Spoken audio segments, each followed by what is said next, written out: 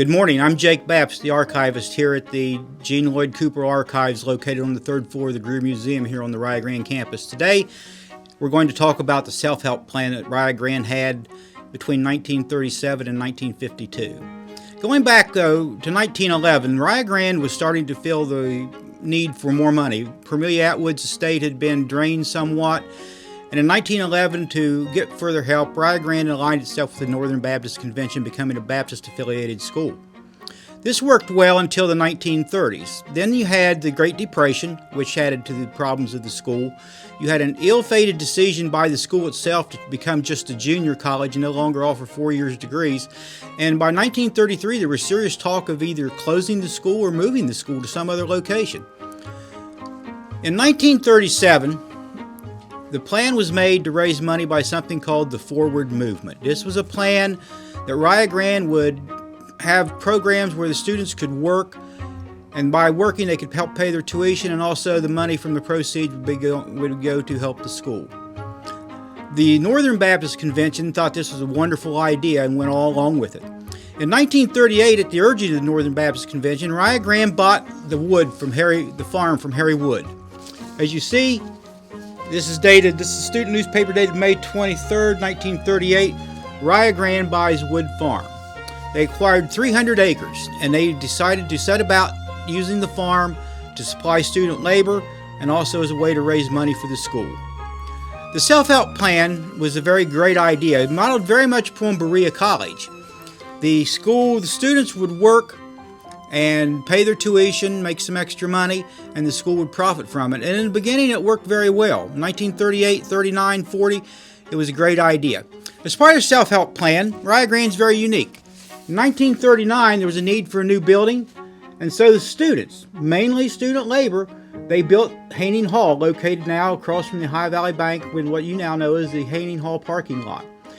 This building would serve as the Math Science Building. In 1947, it would be renamed from Science Building to Haining Hall, but it was a student-built building, very unique to Rio Grande. And then World War II happened.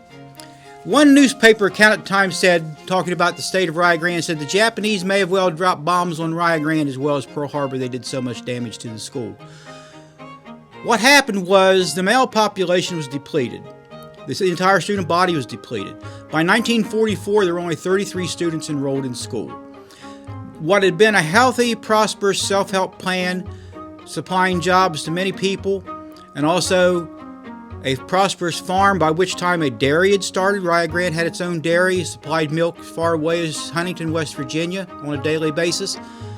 There was no longer any labor to work on the farm, so the school had to hire people from the outside to work on the farm, which added to the expense. In an effort to revitalize the farm program during the height of World War II, in 1944, famous author Louis Brumfield joined the Board of Trustees. Brumfield is best known for Malabar Farms in northeastern Ohio. He was a great agricultural supporter, and it was felt that by adding him to the Board of Trustees, Rio Grande would be able to make the farm better. It didn't happen. After the war ended in 1945, returning veterans did not want to work on the farm. They'd seen the world. They'd been across the globe, and they wanted to basically escape farm life and look for other ways to live. So the farm was floundering. In 1948, Rio Grande sponsored a huge agricultural exposition called the New Frontier. This was expected to bring in over 100,000 people. Many people pledged support for the program. Unfortunately, the weekend in September when the New Frontier occurred was a rainy, wet weekend. The attendance did not come anywhere close to what people thought, and many of the advertiser supporters never came across with their financial contribution. So Rio Grande had a very large debt incurred by this. As a result of this, the farm was leased to Don Allen in the late 1940s. In 1951, Don Allen bought the farm from Rio Grande. And in 1953, Bob Evans bought the farm.